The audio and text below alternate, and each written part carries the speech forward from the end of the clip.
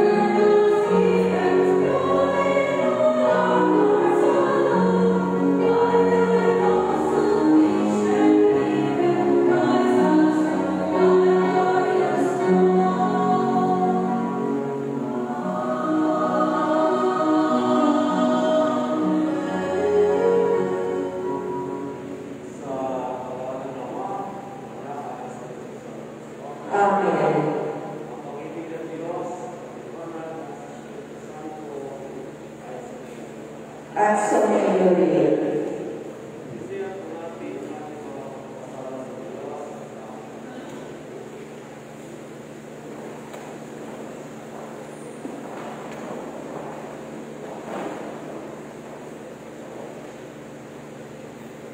kami ay nag-umpisa sa iyo, Diyos, ng kapangyarihan.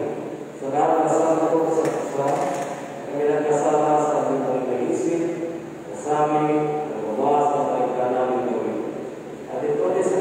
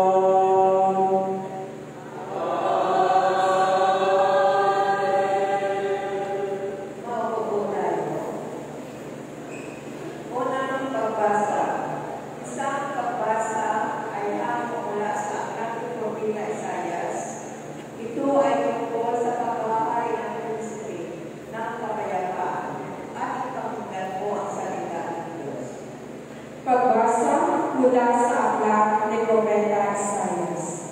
Sapagkat ang panyawag ng mga manhihigma, ang lahat ng kasukulan higma sa dugo ay susunugin. Sapagkat ipamamanang ang isang sanggol na lalaki, at siya ang mamamahala sa atin. Siya ang kakapamangang tagapayo, ang makapangyarihang Diyos, walang hanggang Ama, ang prinsipe ng kapayapaan. Malawak na kapangyarihan at walang katausang kapayapaan ang ipagkakaloob sa trono ni David at sa kanyang paghahari, upang matatag ito at kapanatilihin sa katarungan at katwiran ngayon at magpakailanman. Isasagawa ito ng makapangyarihang siya. Ito ang salita ng Panginoon. Salamat sa Diyos.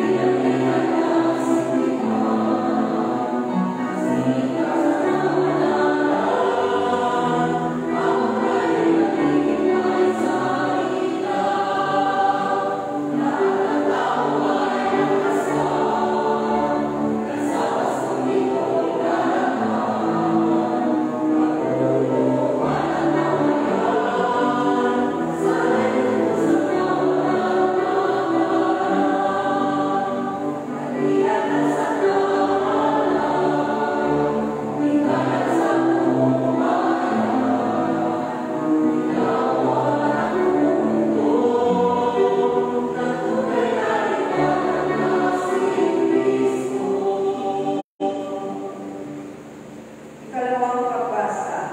Isang pagbasa ay hamon mula sa sulat ni Pablo sa mga taga-Roma. Ito ay tungkol sa inhayag ni Pablo sa pagwawalang sala ng Diyos sa mga tao. Pakinggan po natin ang salita ng Diyos. Pagbasa mula sa sulat ni Pablo sa mga taga-Roma. Mula kay Pablo, na alipin ni Kristo Jesus, tinawag upang maging apostol at hinilang upang mangaral ng mabuting balita ng Diyos. Sa inyong lahat na minamahal ng Diyos na nananahan sa Roma, na tinawag upang maging mga banal.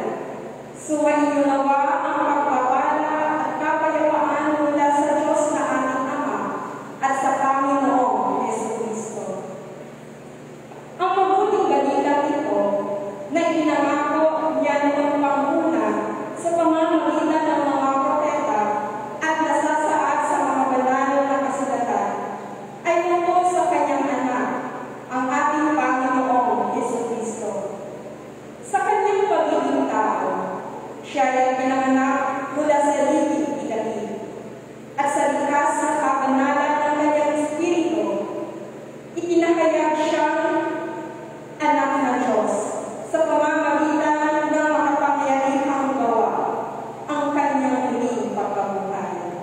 Sa pamamagitan niya, tinanggap namin sa Diyos ang kaloob na maging apostol upang ang lahat ng bansa ay akayin sa pananampalataya at pagsunod sa Kanya.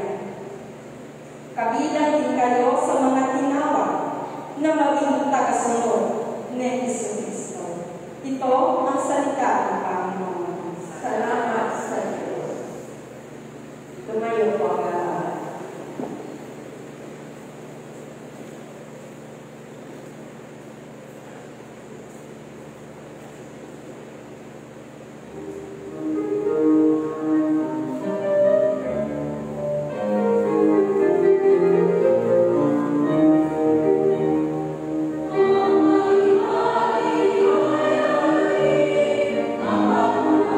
Amen.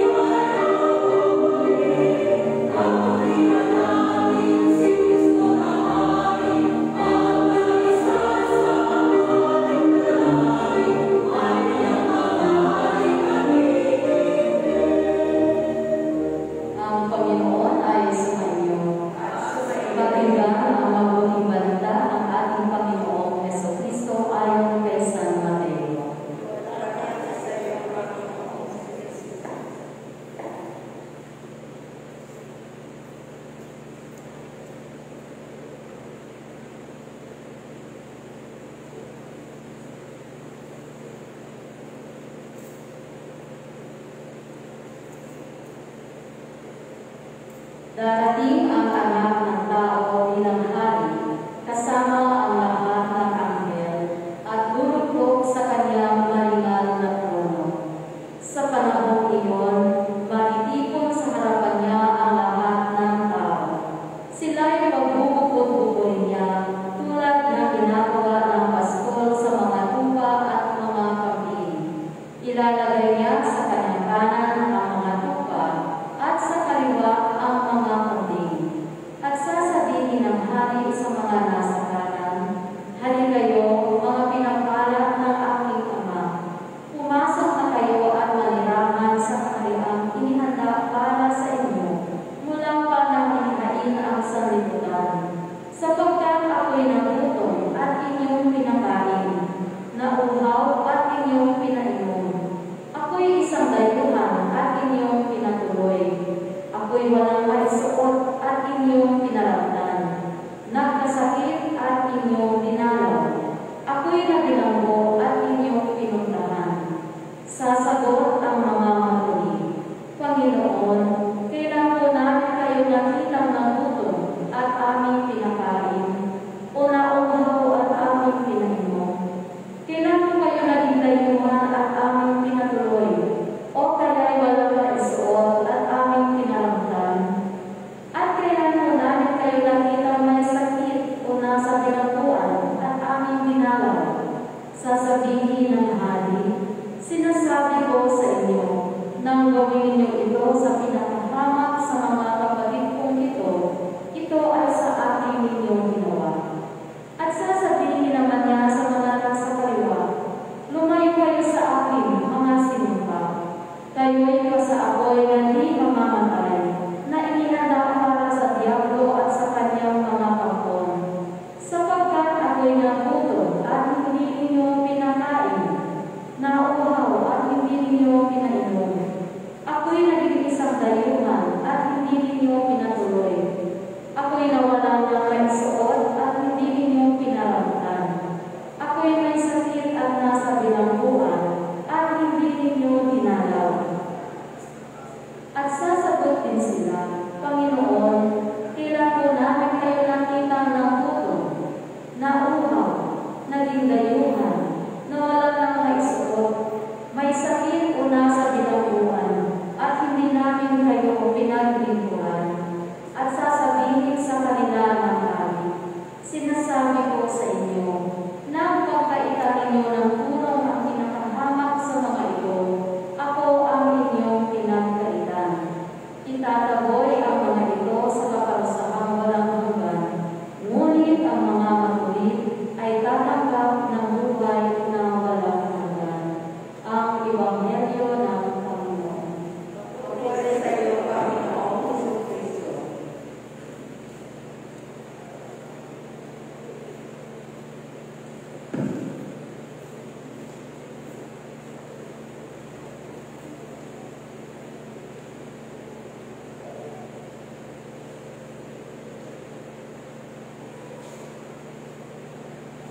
Maupo po ang lahat.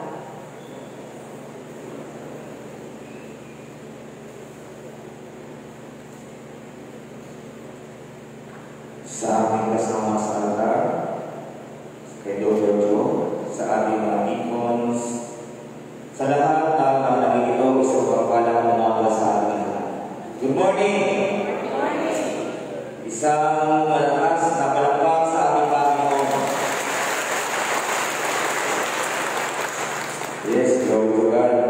Sa umaga po ito ay ika-anim na ating pong matyagang pagbangon sa umaga at pakikitigma sa malamig na tubig upang tayo ay makadalo ng ating pong pagsamba sa tuwing umaga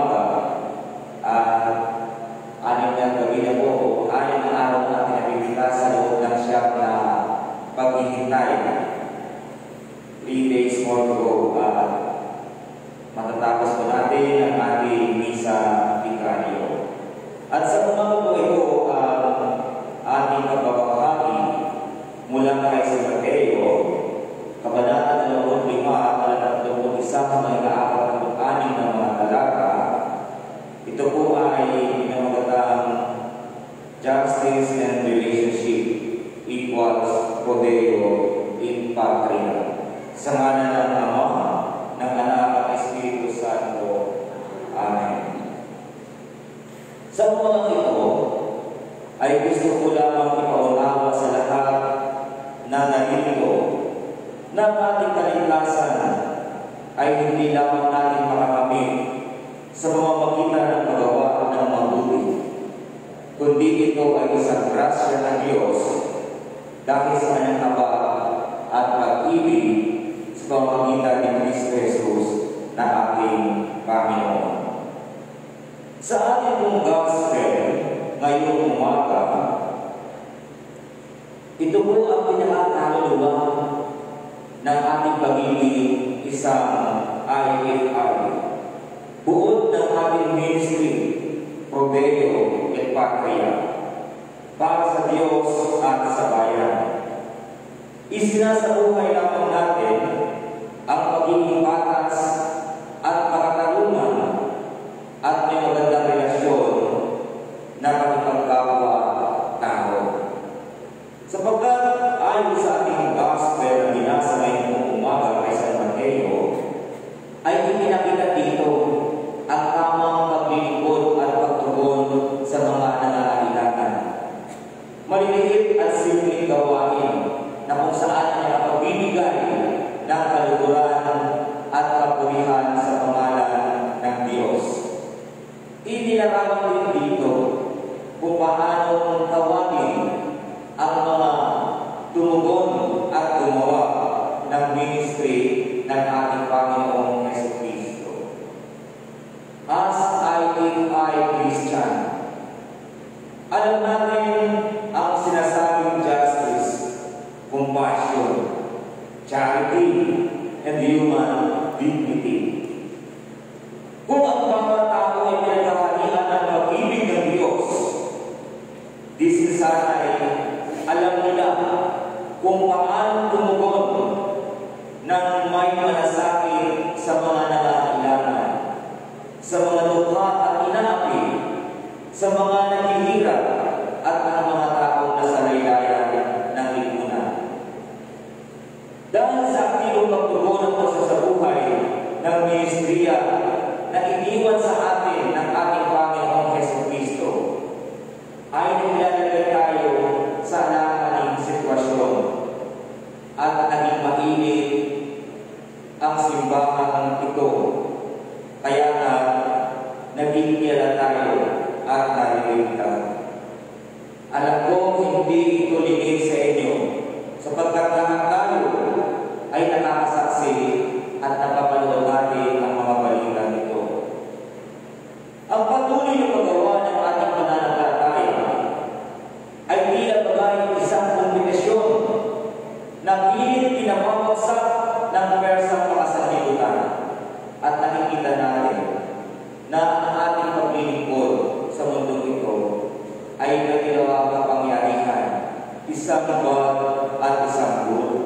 At inilalarawan din malinaw ang pagkaka-eksplika sa atin ng ating Ebanghelyo ngayong umaga na may dalawang pwersa at kapangyarihan, ang mga tupa at ang mga kambing. Ang mga tupa, sila ay mga taong patuloy na sumusunod at gumagawa ng ministriya ng ating Panginoong Jesucristo. At itong mga kambing na ito, sila ang pilit na nagwawasak ng ministriyang ginagawa ng ating Panginoong Jesucristo. Kung ating i-imagine, ngayon, may picture out natin. Ano ang magiging kalagayan ng tao at ng mundo kung ang lahat ng Kristiyano ay takot nang gawin ang ministry ng ating Panginoong Jesucristo dahil sa mga pagpupusik, dahil sa mga pagbabaka? Ano kaya ang magiging itsura ng mundo? Wala na tutulong, wala na tutugon sa pangangailangan ng mga inaapi, ng mga naghihirap. Wala na magbibigay dahil takot na sila na baka sumagin din sila ng mga kambing na ito. Katulad ng mga kambing bagay na ginawa ng mabuting tao sa ating Ebanghelyo sa Matthew 25:35-36, kapag lahat tayo itakot na, sino ang magpapakain sa mga nagugutom? Sino ang magpapainom sa mga nahuhuhaw? Sino ang magpapatuloy sa mga dayuhan? At sino ang magpapadamit sa mga hubad? At sino ang dadalaw sa mga nasa pinaguan? Kung tayo mga Kristiyano na tinagumilina ng aming Panginoon sa Kristo, ipagpatuloy ang kanyang ministry sa lupang ito. Dahil takot na, sino ang magpapatuloy? Ano ang magiging itsura ng ating mundo? Mga minamahal na kapatid sa pananampalataya, niriniman po tayo ng ating Ebanghelyo ito. Katulad ng ating unang nabanggit, ito ang pinakapuso at kaluluwa ng pagiging ay natin, ang tumulong at tumugon sa mga nangangailangan. Kaya hindi maalis sa ating mga Kristiyano ang ganitong gawain.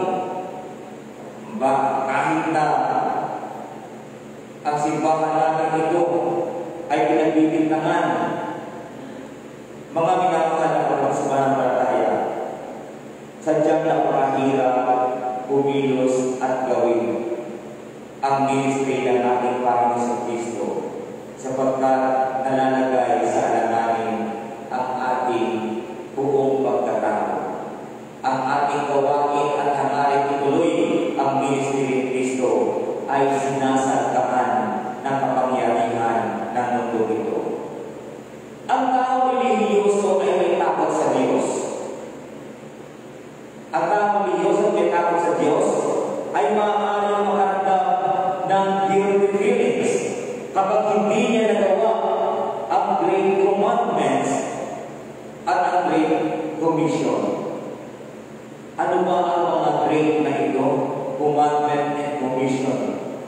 Love the Lord your God with all your heart, with all your soul, and with all your mind, and with all your strength. And the second is like it. Love your neighbor as yourself.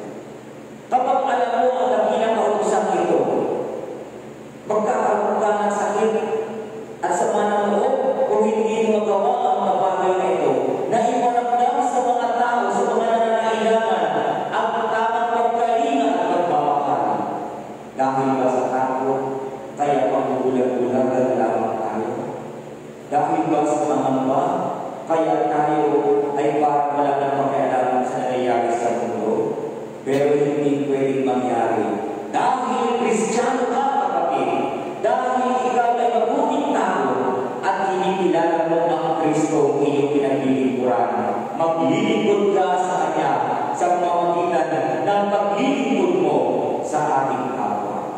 So mga pinamahalaman sa pananampalataya, ito ang pagiging ganap ng Kristiyano. Maliit na bagay, pero nakapabibigay ng kalulatian sa Diyos. Kaya isang malakas at malakpan para sa ating Panginoon.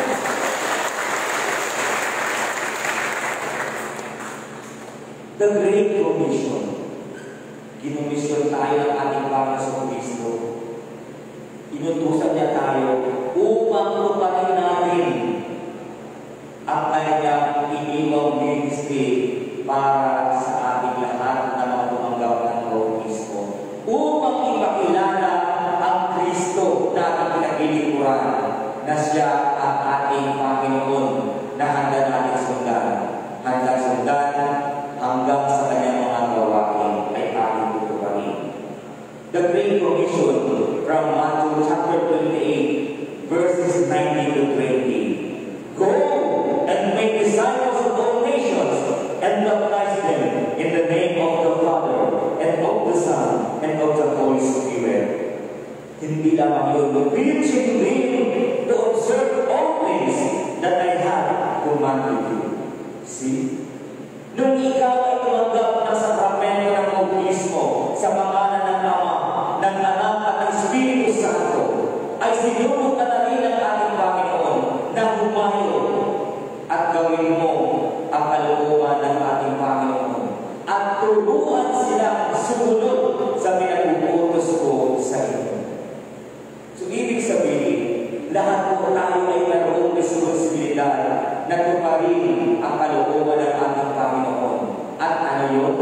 Ang atin mong gawin ang katulad ng ginawa sa ating Ebanghelyo ngayon. Simpleng gawain, hindi mahirap gawin. Kaya-kaya natin tuparin ang magpakain, ang magpadami, at ang magpakinom sa mga nauuhaw, ang dumalaw sa mga nasa bilangguan, at ang mga nasa balik ng karamdaman. Ano kaya ang pakiramdam natin kapag hindi natin nagawa ang kautusan at tutulin ito ng ating Panginoon? Sa kanyang muling magparito upang tayo. Tayo ba ay makatayo sa harapan niya upang sabihin, Panginoon, ako'y inyong naging lingkod sapagkat ako'y pinauwismuhan sa pangalan ng Ama, ng Anak at ng Espiritu Santo. Ngunit nasaan ang ating mga gawa? Nang tanggapin natin ang sakramento ng bautismo ito, humayo ba tayo upang tuparin ang kalooban ng ating Panginoon? Tayo ba pagiging proud na humarap sa Kanya? Kahit wala tayo nagawa ni munting bagay man, dahil tayo ay nagpapalong ng takot at pangamba. Sa gospel natin ito, hindi naman nag-require sa Kristo ng malalaking bagay para tayo ay kanyang imbitahan sa kanyang kaharian. Jesus knows about the little things, little ministries in life in this parable. Food and drink, clothing, and hospitality are minimum human needs. Yung mga bagay na yun na pangangailangan na unahin pangangailangan ng tao, yun lamang ang ating tutunan. Kapag nagawa natin ito na may pagmamahal at may magandang relasyon sa ating kapwa, tiyak tayo ay sasabihin ng ating Panginoon sa muling pagpawin niya sa kanyang pag-uupong. Halin kayo, aming mga hinirang, mga nasa kanan, pumasok kayo sa kaharian inihanda ng aking Ama mula pa ng likhain ang sanlibutan ito. See? Nakaka-proud sa ating mga sarili na tayo ay ilalagay sa kanan dahil tayo ay mga higilan ng Diyos at tumupad sa mga munting bagay na ito na dapat natin gawin. Kaya mga minamahal at sa pananampalataya, nagagawa na po ng bawat isa sa atin ng mga IFI na ito ang ganitong mga tungkulin. Kaya huwag tayong matakot na tuparin ang kalooban ng ating Ama. Maliit na bagay man ito, ngunit ito'y magdadala ng malaking karangalan at kalughatian ng ating Panginoon. Dahil nagpapakita natin sa sanlibutan, ito ang mga bagay na nararapat gawin ng bawat Kristiyano. Ang mag-provide ng pagkain at hiraman, pagdalaw at pakikiramay ay mga maliliit na ministry at kaya-kaya na gawin. Maliit man ito, ngunit malaking bagay para sa ating Panginoon. Kaya hinahama tayo ng ating gospel ngayon sa ating patuloy na paglilingkod sa Panginoon at sa bawat pag-isip sa umaga ay lagi tayo nakakarinig ng kanyang mga mensahe at mga paalala, maging mabuting tagasunod ng ating Panginoon. At ngayon na ay hinahamon tayo, magkaroon tayo ng isang magandang relasyon, makatarungan at maayos na relasyon, pagpapadama ng dignidad para sa ating kapwa. Kapag nagawa natin ang mga bagay nito para sa ating pinakawang kapwa, ay nagawa kong bigyan ng dignidad ang iyong kapwa tao. Kasi nakakaawa na nga yung ating kapwa. Hindi na nila maramdaman na sila ay tao. So bilang mga tao ang nakakilala kay Kristo, ikaw, ako, tayo lahat ay mayroong responsibilidad na ibigay sa kanila at ipadama ang dignidad nila bilang tao. Ang mabigyan sila ng sapat na pagkain, linungin, pananamit, mga simpleng pangangailangan ay nabigyan mo na ng malaking dignidad ang iyong kapwa. As Christian, tungkulin natin palaganapin ang katarungan, pagkakawang gawa at bibigay dignidad sa buhay ng tao. Ang pagbibigay ng tulong ay hindi kawalan, kundi ito ay pag-iipon ng mas malaking kayamanan sa langit. Amen! Palakpakan natin ang ating Panginoon. Yes! Kagabi, may pinuntahan kami lamay din sa likuran ng ating simbahan. Habang ako ay nakaupo at may natutulungan, may isang ali. May isang ali na nagkwento. Sabi yung nagtanong sa kanya, ay magkaramay ka no? Abang dumay ka eh. Hindi ko ako mayaman. Hindi ako mayaman. Yung pera binibigay sa akin ay dumadaan sa aking kamay para padaluin din naman sa pagtulong. Mas gusto kong mag-ipon ng kayamanan sa langit kaysa sa kayamanan sa lupa dahil pag ako'y nawala dito, lahat ng aking inipon ay magkakaguluhan. Samantalang pag ako'y nag-ipon ng kayamanan doon sa langit, sa pagitan ng pagtulong, ay mayroong tiyak akong magandang lugar ang pumuntaan. So, sabi ko, habang pala ikaw ay nakikinig sa pagkakwentuhan, may makukulot ka talagang aral. Basta ang kausap mo ay mga taong Kristiyano at nakakaunawa ng kanilang buhay bilang mabuting Kristiyano. So mga minamahal ako sa pananampalataya, kaya nga sa umagang ito, patuloy mo tayo binibigyan ng paalaala, pag-asa, at ini-edukasyon tayo, binibigyan tayo ng edukasyon ng ating Ebanghelyo ito. Gawin natin kung ano ang mga bagay na mabuti at nararapat sa ating kapwa. Bilang hamon sa ating lahat, hangarin mo si Kristo ang maghari sa buhay mo. At ang tunay na pinagpala sa paghahari ng Panginoon ay hindi lamang yung mga tumatanggap, bagkus ang tunay na pinagpala ay ang mga nagbabahagi para sa iba. Amen! Palakpakan natin ang ating Panginoon. Yes! Kaya ka ng pagbibigay dahil pinagpala ka ng Diyos. And lastly, be a channel of blessings para sa iba. God bless us all in the name of the Father, and of the Son, and of the Holy Spirit. Amen. Tumayo po tayo.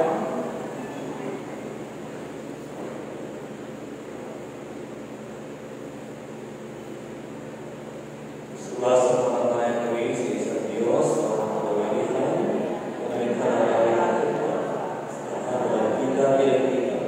sumasama tayo kami sa isang mahal sa gusto, ang pangalan ng Diyos, ang sumasama ng sigurado. Diyos ang totoo, sa totoo, nagpapinilig ka ay sa pagkagisag naman. Sa pagkagitan niya, nilikha ka, na para sa ating mga tao sa ating kaligtasan. Ananaw sa kawasalan, sa pamamagitan ng pamilya at sa Espiritu. Kaya siya ang mananagal na laging tao. Pinahapos sa krus na tawag sa akin sa panahon ng Santiago. Nagkaya ng hinigiling, ang buhay na buhay sa kapag-araw sa kapag ng mga kasabagan. Umakit sa sanari ng kapusap na Ama, kuligaran ng mga maghati ng kumanang buhay ng mga matay na galing ngayong pagkakita.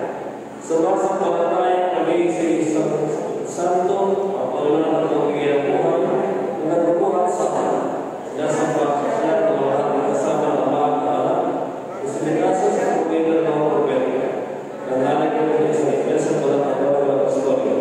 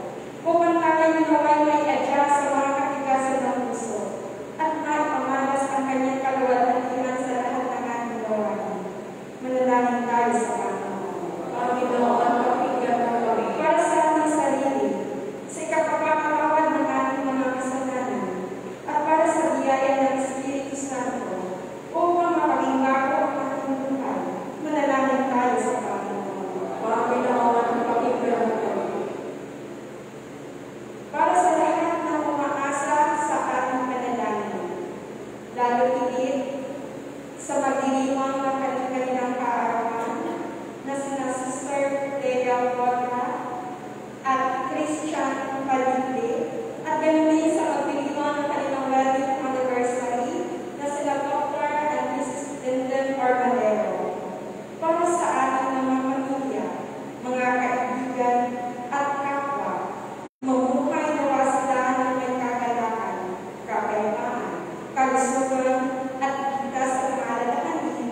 Manalangin tayo sa Panginoon. Panginoon, para sa lahat ng sumakabilang buhay na sumali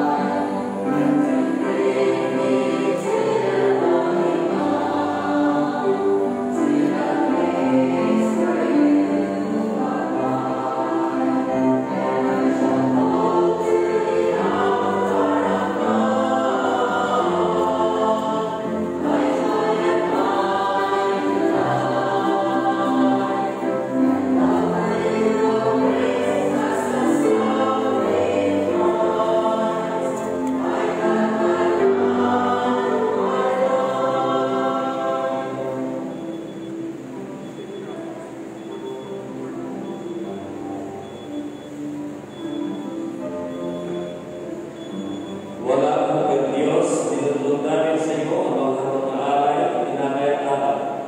Marapati mo tagapin ang mga handog na ito bilang handa na aming mag-aalay ang aming sarili sa iyo. Nawa sa pamagitan nito ay matanggap namin ang lahat ng iyong kawan. Mabukod kami sa bigis sa pag-iibigan at mapag-ibago kami sa paglilingkod sa iyo sa bisa ng sakramento ng katawaran ng buo na iyong anak na si Kristo ang aming tagapagligtas. Amen. Maraming salamat sa lahat ng sponsors.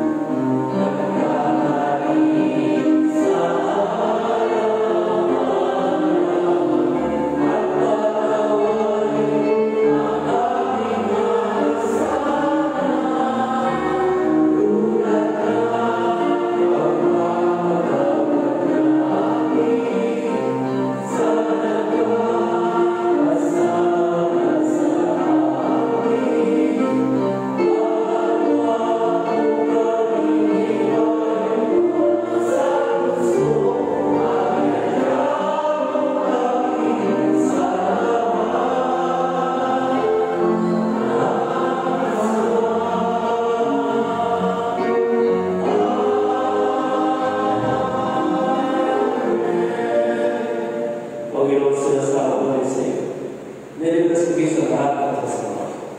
At pagkakausapin ng iyong kapayapaan, sa puno na iyong awa, ililigtas ang pagkasalan at sa ligalig.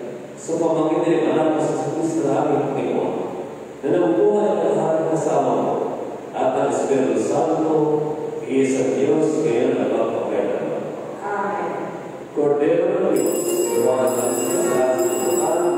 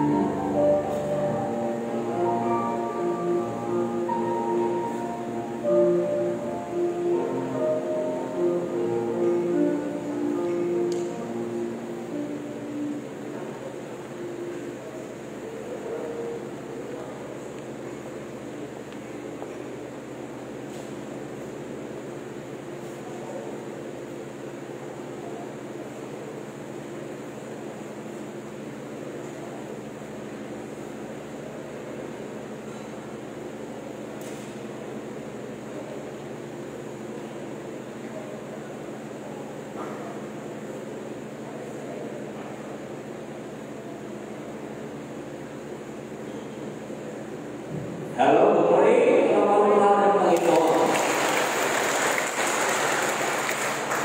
Alay tayo. Always fresh at happy. So thank you very much at nanating po tayo matibay. Yan. So, meron naman po tayo ulit ang viewers na hindi natin sa social distancing. Lalo po sa panahon ng communion at sa missionary. So, tayo pinagpupunin yun, tayo nagtitikit, and then tayo pinumalabas, hindi po tayo nagpupupo. Yan po ang observations kung sila po ay nandiyan sa labas. So, meron po tayo sa protocol na COVID-19. So, thank you sa inyo pong pagsunod sa ating protocol. So, this time, pasalamat tayo sa ating mga sponsors sa Garoto State University. Ayan. So, thank you sa ating lahat.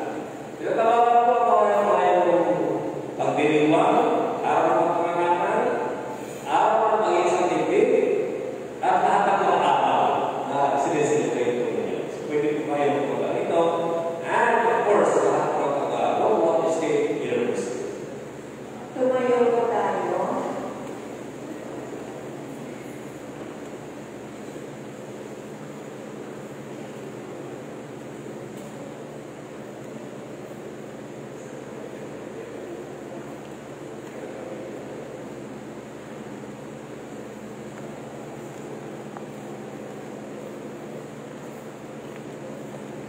Nag-aalis po, dito po tayo. Yan. Celebrations. Tayo po yung lang. Dakilang naman, kami po sa Panginoon ay masaya-masaya sa ngayon sapagkat muli, hindi po pinadamas namin kung gaano po kamahalin niyo kami sa pagkakas ng magbigay ng malakas ng pangkatawan at espiritu na tingin po Panginoon sa sa inyo. Narito po ang birthday celebrators at din ang anniversary ng isang tibig, Sister Ben, sa kanyang kabiyak. Salamat naman at patuloy niyo po iniingalan po ang aming kapatid sa kanya po kanilang po obligasyon sa kalusugan. Sila Panginoon ay po palaging binibigisa at pinoproteksyonan sa lahat po na kanilang ginagawa. Ganun din sa kanilang pamilya, hindi niyo po sila pinabayaan. Tulad pa rin, magdasal, o pinag-higit na sa kanyang pahalan sa isa at sama-sama maharap para sa pagkakabuyod at kanilang pamilya. Samahan niyo po sa Panginoon at kaway ilayin po sila sa mabigat ng suko at karapatan. Ganun din ang mga sponsors ng Garoto State University. Salamat Panginoon at sila yung pinili na nagpagdaan ng isipan at puso ng lahat ng aming mga kapatid na nag-aaral at sa kanilang pangangalaman Panginoon ay natutunan nila kung paano magmahal sa inyo at sa kanilang kapwa. Ligatin niyo po Panginoon higit sa lahat ng kanilang pangangalaman at ang kanilang tahanan. Naway niyo pong pagkaroon ng proteksyon, pagkaroon niyo yung mga health sa kanila, kung sa ganoon, sila ay mabuhay sa kapayapaan at mabuhay sa pangangalaman. God bless you, and the Father, and of the Son, and of the Holy Spirit. Amen. Happy celebration, and thank you very much.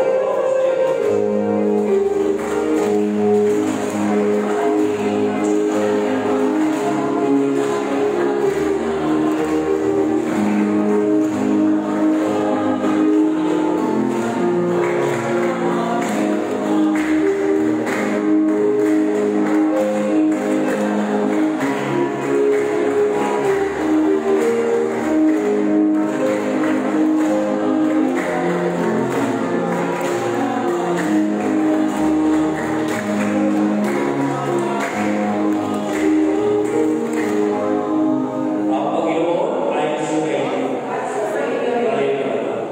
Wala kang Diyos sa aming Ama. Tinagap ang kami bilang mabuhay ng aming kapalimutan na si Kristo aming Panginoon. At kami yung pinalakas sa makita sa sakramento ng kanyang pagkakabay ng buhay. Kami naman ay maging pirasong tinapay na hanapin ng mahali sa mga tao. Ang pag-ibig mo sa aming lunas nawa sa pagkasugat ng dakitan namin. Ang iyong mga salita sa aming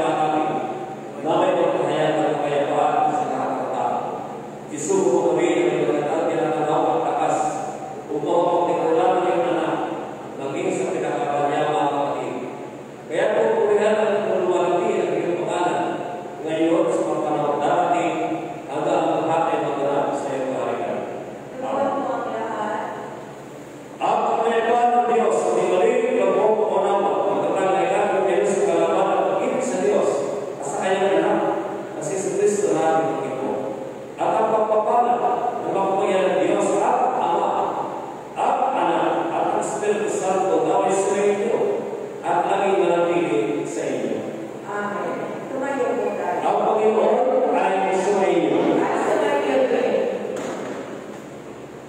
May hindi pumayo kayo o makikinig kami